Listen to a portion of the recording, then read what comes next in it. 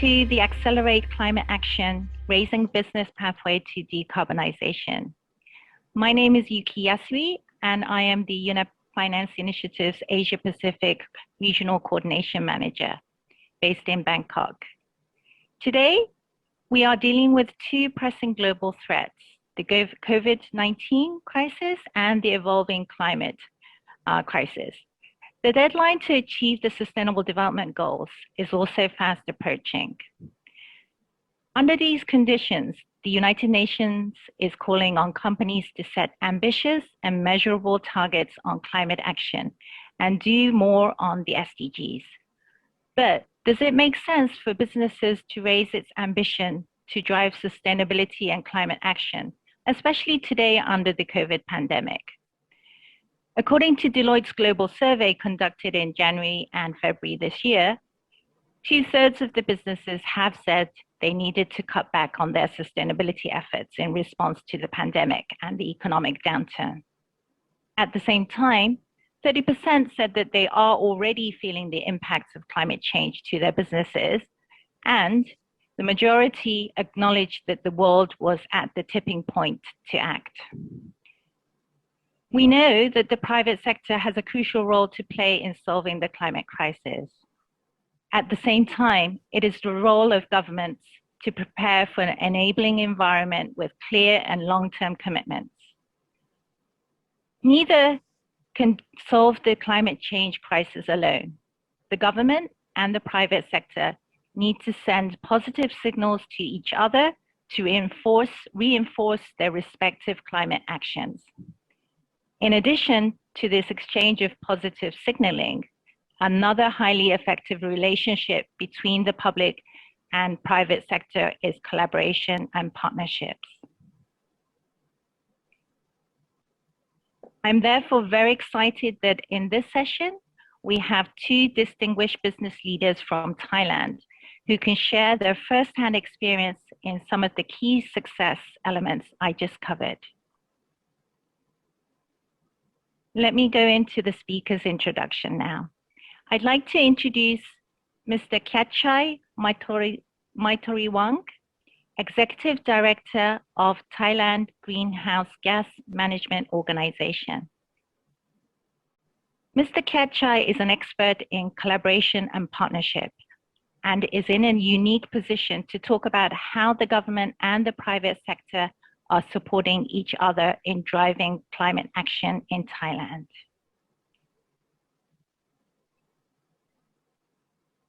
I also present Mr. Dan Pasamavatvanich, Chief Executive Officer of NR Instant Produce.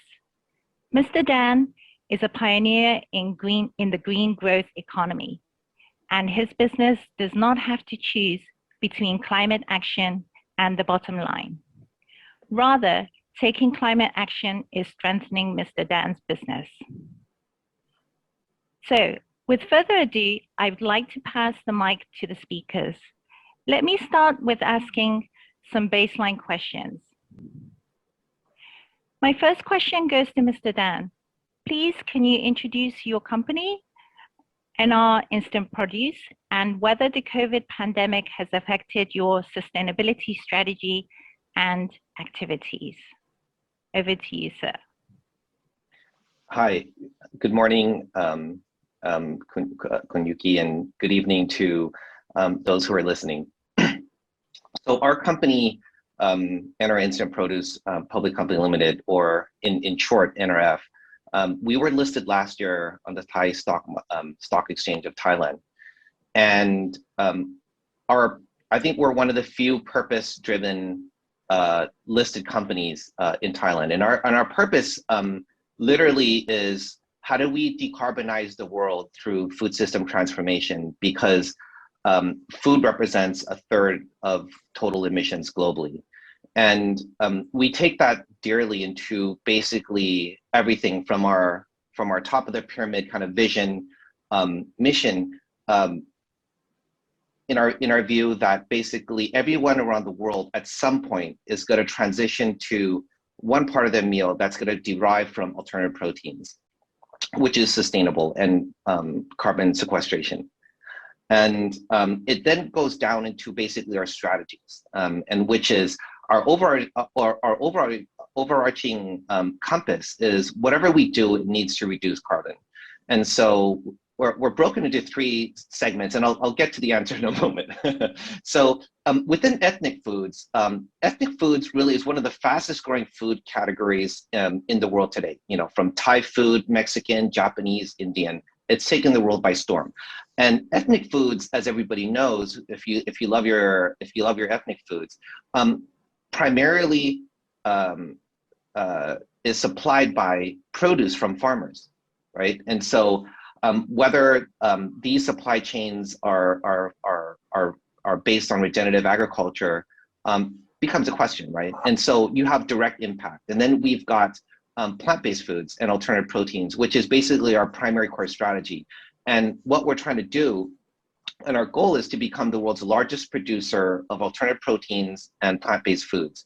And we're going to do that by building the largest network of production capacity in the world to allow startups, brands, multinationals, supermarkets to transition to sustainably produced low carbon foods.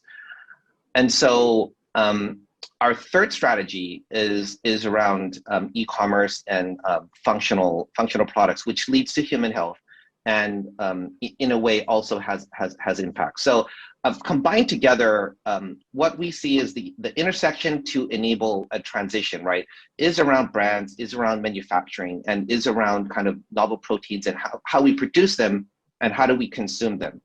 And because we're very focused on solving like these challenges of humanity by 2030, by 2040, by 2050, whatever your yardstick is, we were actually positively impacted from the COVID crisis, because now the narrative has become, you want shorter supply chains, you want more resilient supply chains, arguably you want more sustainable supply chains, and not supply chains that are based on monocropping, based on deforestation, that is arguably kind of leading towards like this mingling of viruses and you know, from wildlife and humans, right? And so I think when you think about it, COVID immediately resulted in a huge supply chain demand, a shift in the demand curve, right? So everybody wanted to be healthy, everybody wanted to be clean, everybody wanted their product now, right? And then everybody wanted something that made them and feel good and the world feel good as well. And that hit basically every single one of our buttons. What we're trying to do is we're trying to transform into a company for the 22nd century, actually, as a global food player. And to do that, we've got to be lean, agile, and super efficient. And so our strategy by building production capacity within region becomes even more relevant. And so all our customers now are saying, well, we no longer want to produce everything from, say, the US, or everything from Thailand, or everything from Europe, and then export that around the world. You know, carbon emissions aside, it's not great for your carbon footprint, but more importantly, they want that resiliency. They want the ability to avoid all these logistical challenges. So I think we were just lucky that you know, 3 or 4 years ago, when we actually signed to the 1.5 degree pledge, that, you know, this was our strategy, this is where we wanted to be, this is where we believed the world was going to be, and it would be imperative for business. And we've been positively impacted, and I thank God every day for that. That's a great news. And I think not only your company, but quite a lot of companies around the world are actually positively impacted and motivated to strive on their sustainability strategy. Just like you said, I think resilience is a really important factor that a lot of companies have realized, that sustainability does build resilience. And in your case, the localization strategy worked very well here.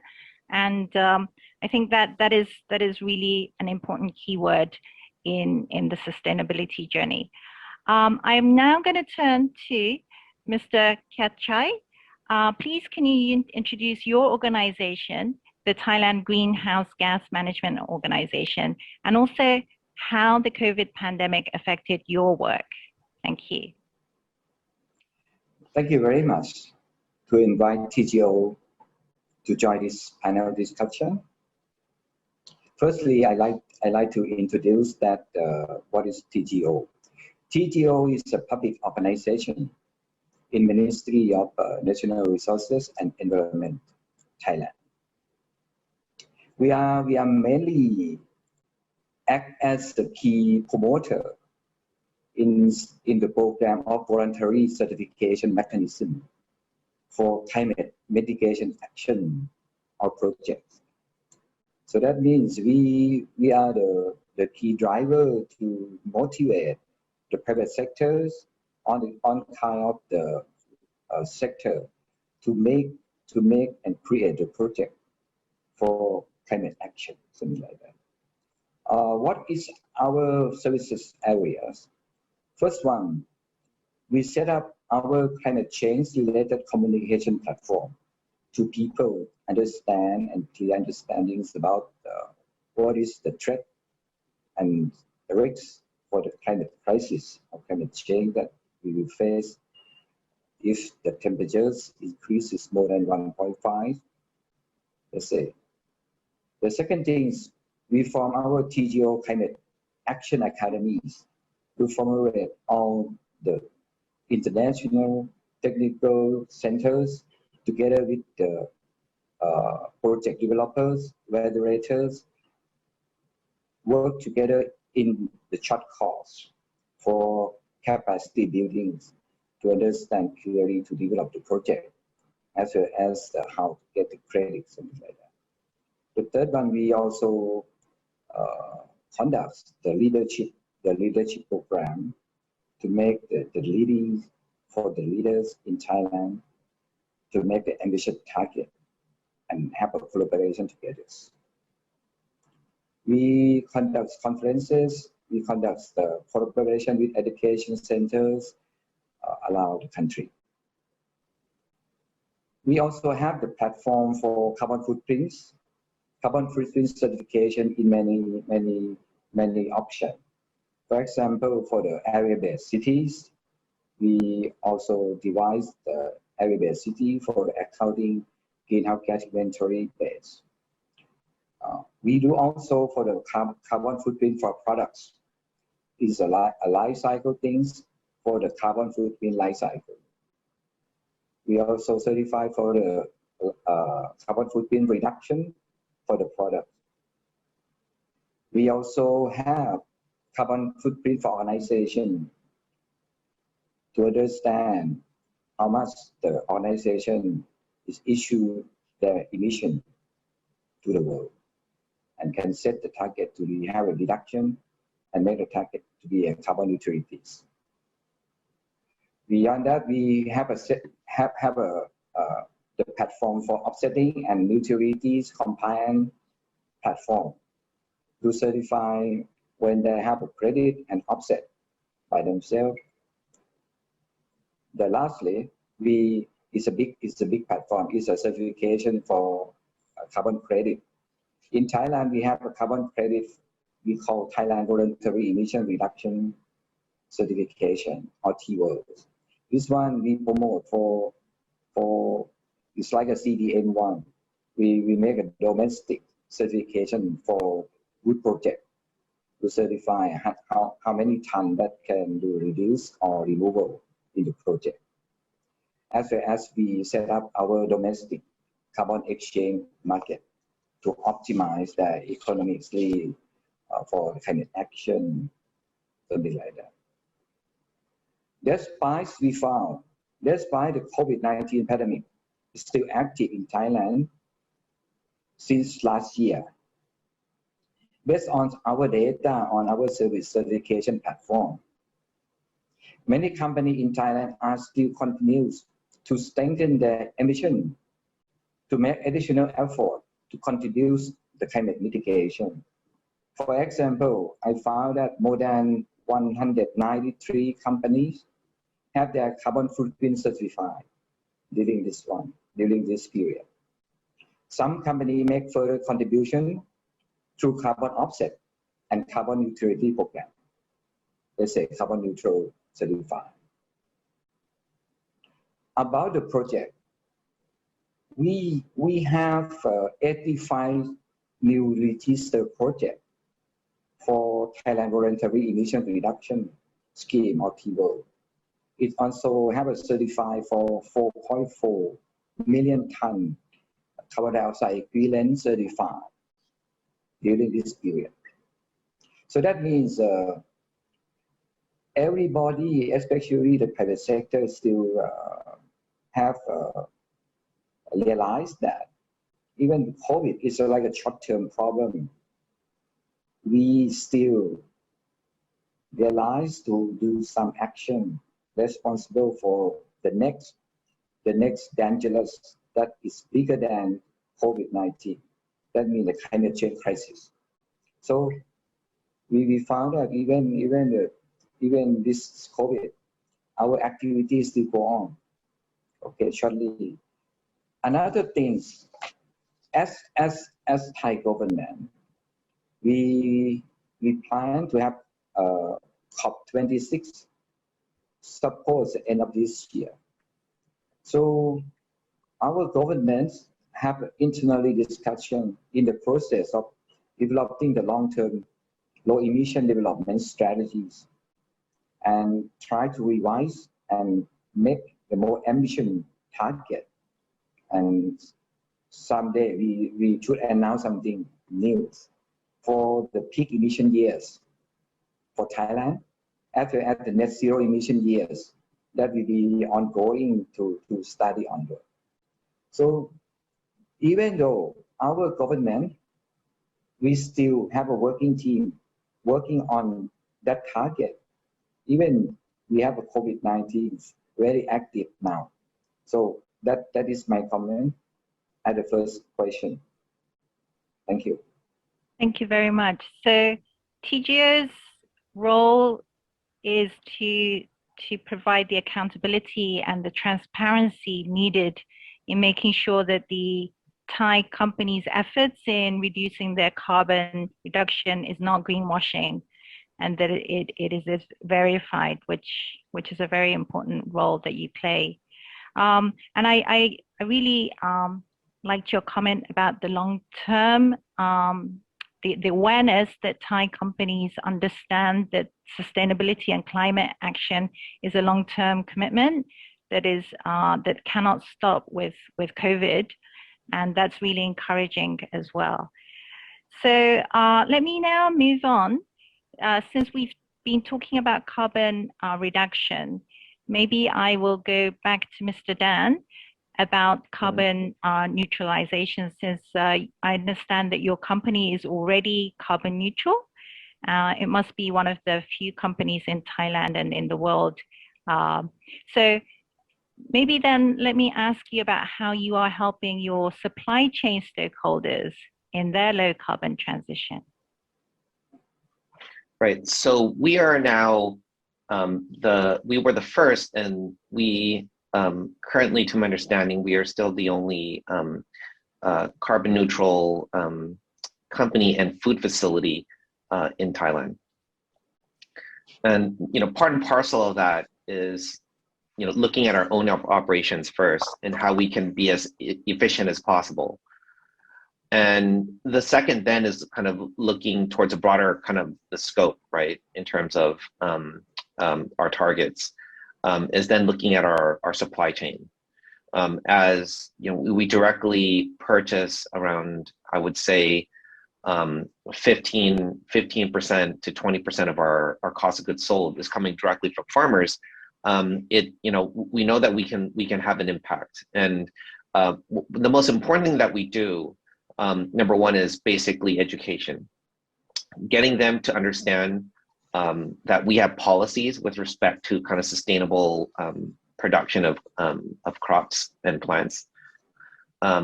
The second is actually changing our procurement policy and basically our internal policy. So it trickles down, right, from kind of like our corporate sustainability strategy, and it trickles down all the way to our executives, middle management, and then through procurement.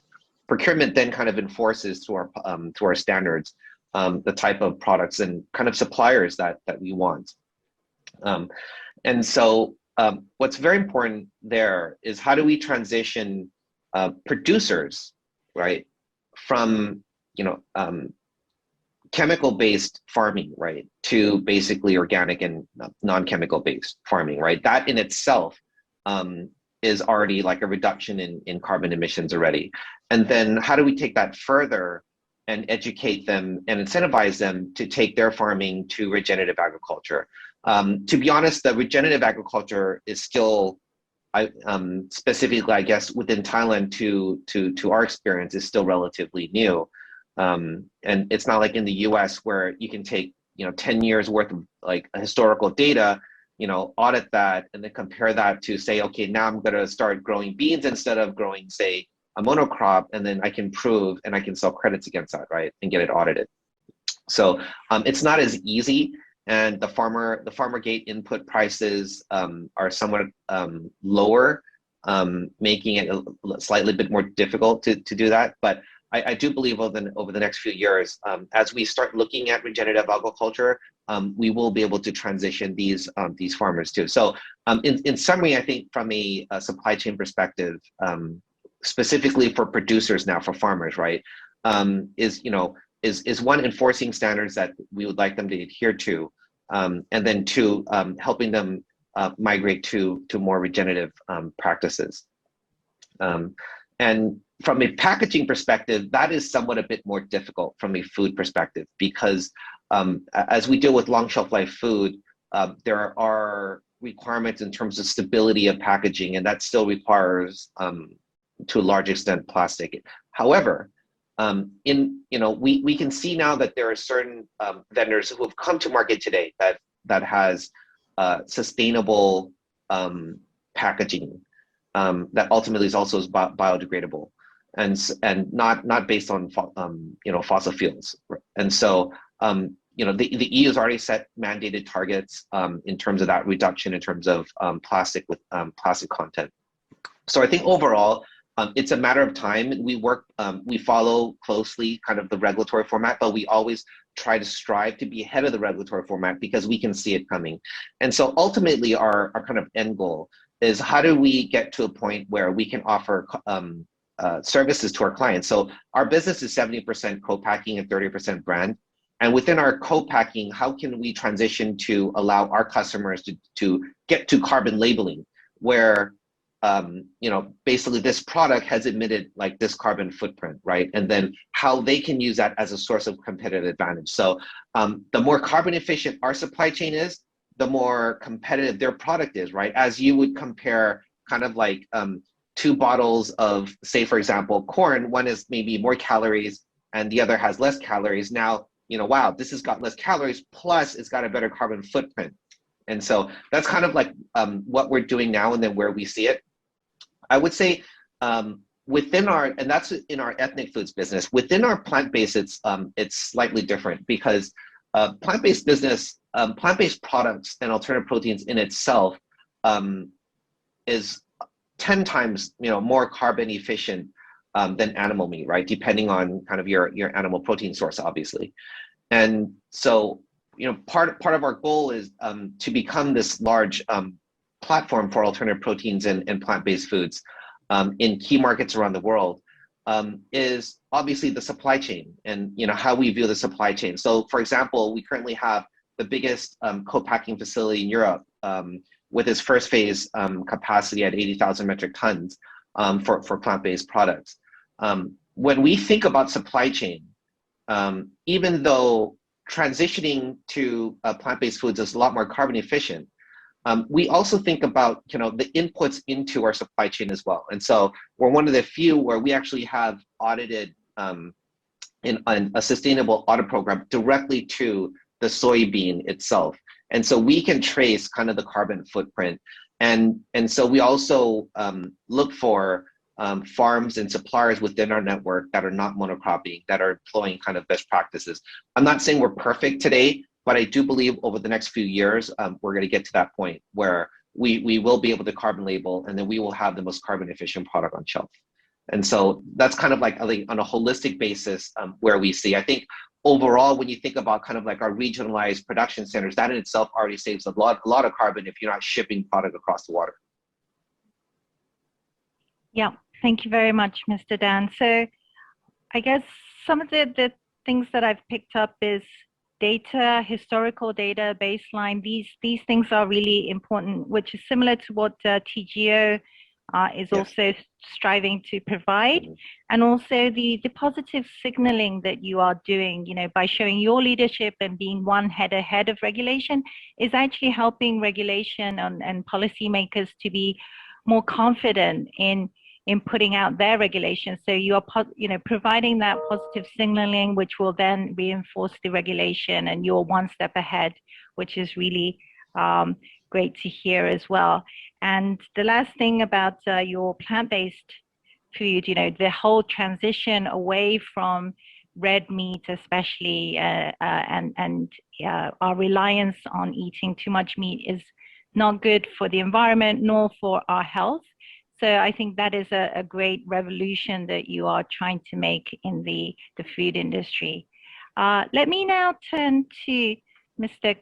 Kachai for more information and more sharing of your experience about the public-private collaboration that you are doing, because you are essential. I think everyone realizes that this collaboration is essential in achieving a system-wide impact, and it's already come across in both of your conversations so far. So are there any important gaps that you see in the current collaboration on your reduction projects, greenhouse gas reduction projects? And if so, how do you plan to address that?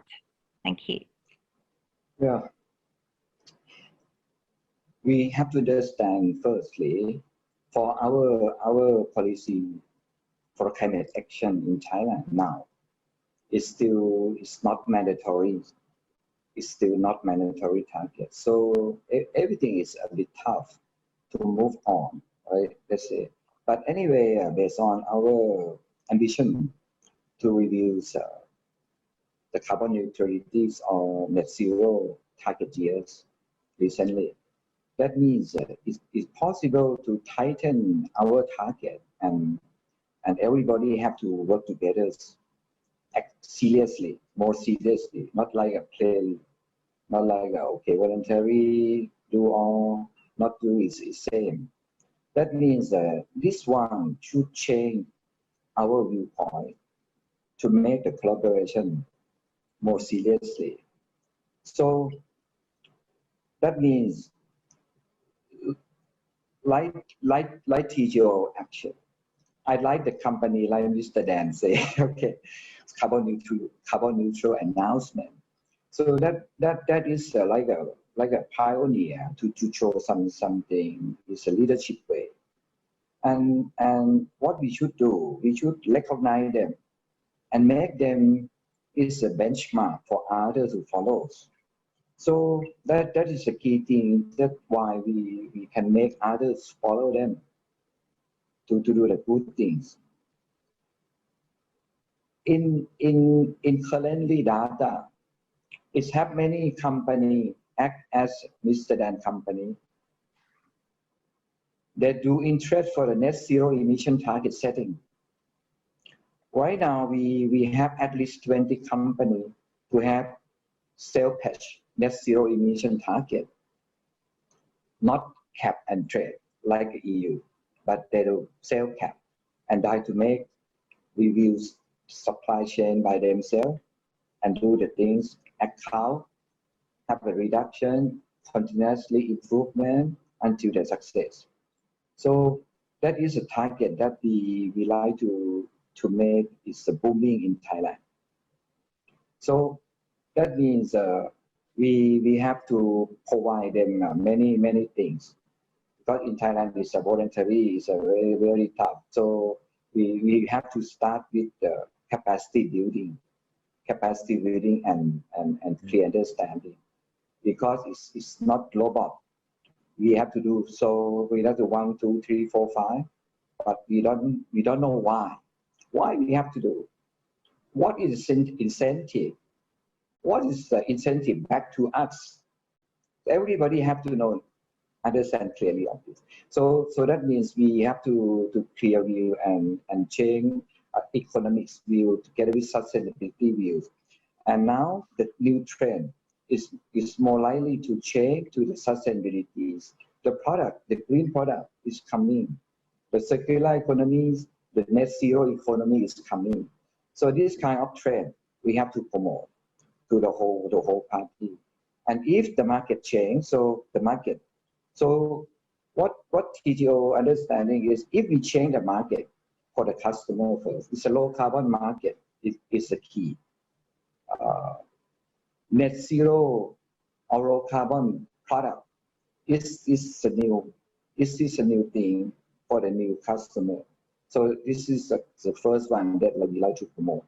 So we set up the certification for many things to promote this kind of thing, like the low carbon footprints, circular economy footprints, net zero tourism. We try to make the announcement for the good action, and try to make this good action is a global level and the country levels. That is one thing that TGO like everybody to understand. And then we try to make a technical support for all the things, for the measure, verify and approve, to make it's a good standard to understand, to action correctly with area. So that's why we do the carbon footprint to understand where is the problem and what we should do for the action, like that. And then we certify for success. So that what we provide based on IPCC methodology and efficacy that try to provide every country to make them clear on the successful action. So okay, that means we try to do like a voluntary base credit, voluntary base promotion, but this one is still not strong enough like some country. In EU, they do some cap and trade. That means they have a mandatory to prevent the some businesses cannot emit the greenhouse gas more than this and with penalties, and they allow them for trade inside the cap. But in China have no kind of that. So we just put them have responsibility by themselves. So that is a difficult thing for Thailand. So that's why we very focus on the collaboration by heart and by understanding, by knowledge, and by viewpoint of long-term vision only. So lately, we organized the Climate Action Leader Forum because we understand that leader is the key. Also, I invite Mr. Dan to join also for Climate Action Leader Forum. Will be conducted next month. Okay, we hope we will not postpone, but anyway, from July, August, we will have a continuous session to talking about this. Is the forum we will have a message for the leader to make the collaboration first, and then if the leader come together and sit down together with the government part, the policy setter part. So policy setters together with the private sector, and we have international part for the climate action work together. So that means it may shift some idea for all the leader or CEO. If the CEO change their mind, the more responsibility in organization will occur. And then we plan to set up Thailand carbon neutral network. Okay, next step. And this step, we already invite many pioneers, both for a climate action leading company. That means this kind of company is emit greenhouse gas a bit more, and they have responsible to reduce and set the target for the carbon neutrality, like a Mr. Dan company, something like this. Okay, come together, and we provide another path for the green product producers, green project developer, like a credit generators or for a foresting project developer, but work together with the exchange platform to offset and try to make the carbon utilities in the group. So that is our aiming to make the good collaboration, and this collaboration will be proud. It's like we are pioneer. We are pioneer. Let's say we should be a climate action leading company that responsible for our emission cost by our own action. Otherwise, we do offsetting by support other projects to make responsible for what we do business.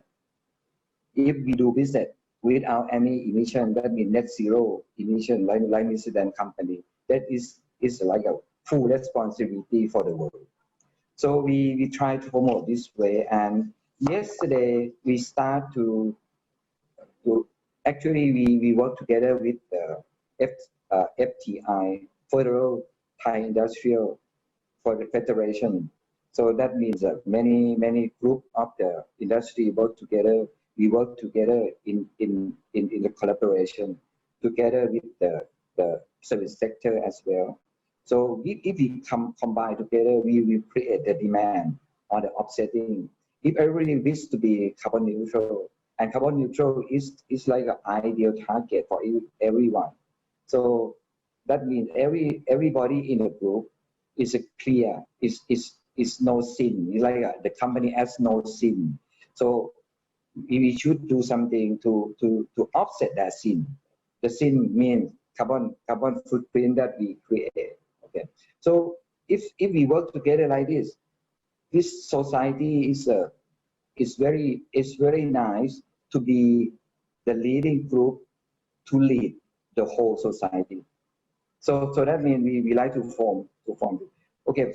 By this TGO, we also collaborating with the UNFCCC Regional Collaboration Center in Bangkok and Global Climate Action Initiative of UNFCCC Secretariat to align the development of Thailand Carbon Neutral Network with the criteria and programs of the